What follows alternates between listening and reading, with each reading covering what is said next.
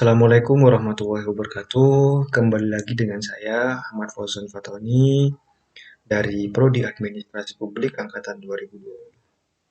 Pada video kali ini saya akan menyampaikan tentang apa itu Islam dan sains pada abad pertengahan. Nah, untuk yang pembahasan pertama, saya akan menjelaskan tentang pengertian Islam. Islam itu berasal dari kata aslama yuslimu islaman yang berarti tunduk, patuh, dan selamat. Islam berarti kepasrahan atau ketundukan secara total kepada Allah Subhanahu wa Ta'ala.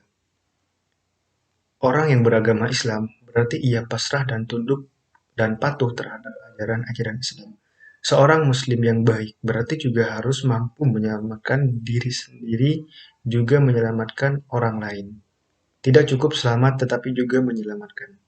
Secara istilah, adalah agama yang dibawa oleh Nabi Muhammad SAW untuk umat manusia agar dapat hidup bahagia dunia dan akhirat. Nah, apa sih Islam menurut bahasa?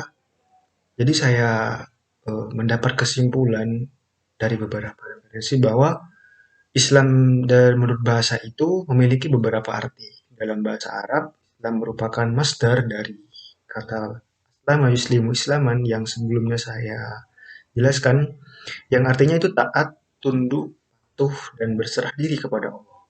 Sedangkan kita dilihat dari asal katanya, Islam itu berasal dari kata aslama yuslimu, istaslama, salim, dan salam. Jadi ada beberapa pengertian yaitu sebagai berikut. Aslamu artinya damai atau perdamaian. Islam adalah agama yang damai dan setiap muslim hendaknya menjaga perdamaian. Aslama yang berarti taat, berserah diri. Seorang muslim hendaknya berserah diri pada Allah dan mengikuti ajaran Islam dengan taat. Istaslama berarti berserah diri. Nah, untuk yang selanjutnya, Islam menurut Al-Quran. Kata Islam sebagai agama disebut dalam Al-Quran dalam surat Al-Ma'idah ayat 3, artinya, pada hari ini telah kusempurnakan untuk kamu agamamu, yang telah kuucapkan kepadamu nikmatku dan telah kuridhoi Islam jadi agama yang terbaik bagimu. Kemudian dalam surat Ali Imran ayat 9 yang artinya, sesungguhnya agama di sisi Allah hanyalah Islam. Lalu disebutkan pula dalam surah Ali Imran ayat 85 yang artinya, dan siapa saja yang mencari agama Islam, maka tidak akan diterima darinya, dan dia di akhirat termasuk orang-orang yang merugi. Nah, Islam dalam hadis itu apa sih? Saya dapat mengambil kesimpulan dalam beberapa referensi juga. Jadi Islam dalam hadis itu adalah engkau yang bersyahadat bahwasanya tiada sesembahan yang berhak disembah kecuali Allah Subhanahu wa Ta'ala. Dan Nabi Muhammad adalah utusan Allah. Menegakkan sholat, menunaikan zakat, berpuasa Ramadan, dan melaksanakan haji ke Baitullah. Engkau mampu untuk melaksanakannya. Hadis riwayat Muslim. Nah, selanjutnya Islam menurut ulama dan tokoh Muslim. Yang pertama itu ada Umar bin Khattab. Umar bin Khattab mengatakan bahwa Islam itu adalah agama yang diturunkan Allah Subhanahu wa Ta'ala kepada Nabi Muhammad SAW. Agama Islam yang meliputi akidah, syariat, dan akhlak. Untuk yang selanjutnya, tokoh yaitu Muhammad bin Ibrahim bin Abdullah. Itu dalam perkataan beliau, Islam itu adalah sebuah penyerahan diri sepenuhnya kepada Allah Subhanahu wa Ta'ala dengan cara mengesankannya dan melaksanakan syariat-syariatnya dengan penuh ketaatan dan keikhlasan. Yang ketiga itu ada tokoh Syekh Muhammad bin Abdul Wahab.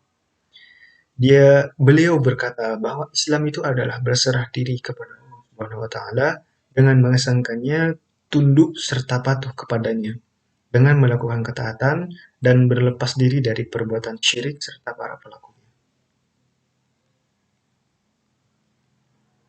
Nah, kita akan membahas tentang sains dan abad pertengahan. Mungkin ini perbahasan kita yang kedua. Jadi, sains pada abad pertengahan itu adalah hubungan agama dan sains dalam Islam berlangsung itu saling mendukung. Ada banyak ayat di dalam Al-Quran yang menganjurkan umatnya untuk mengamati alam agar mereka mendapatkan pengetahuan yang bisa meningkatkan keimanan. Surat Al-Imran ayat 3, 190.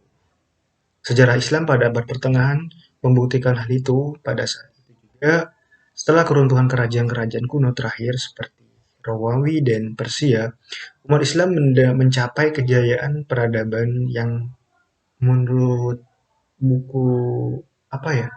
Menurut buku itu gilang dan gemilang. Dan sains dan ada banyak sekali penemuan sains pada masa itu yang dihasilkan oleh ilmuwan Muslim yang menjadi dasar bagi pertumbuhan sains modern. Nah, sains dan teknologi merupakan keputusan dari politik. Hampir semua dinasti itu pada abad pertengahan Islam itu mendukung dan memfasilitasi perkembangan sains dan teknologi. Para khalifah dan raja Islam menjadi patron besar dalam ilmu pengetahuan. Mereka memerintahkan transformasi ilmu pengetahuan dari banyak bangsa agar bisa dikembangkan di dunia Islam.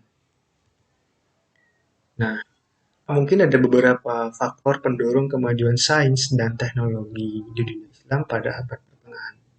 Yang pertama itu agama Islam, agama kita sendiri. Yang kedua itu dukungan penguasa. Yang ketiga itu ada penerjemah ke bahasa Arab. Yang keempat ada pendidikan. Yang kelima ada perpustakaan. Yang keenam itu ada ilmuwan Muslim. Dan yang ketujuh itu ada riset laboratorium. Dan yang ke-8 itu ada perdagangan internasional. Mungkin segitu saja penjelasan dari saya tentang Islam dan sains pada abad pertengahan. Mungkin kalau ada kesalahan kata atau tindakan yang saya lakukan, mohon dimaafkan. Terima kasih. Wassalamualaikum warahmatullahi wabarakatuh.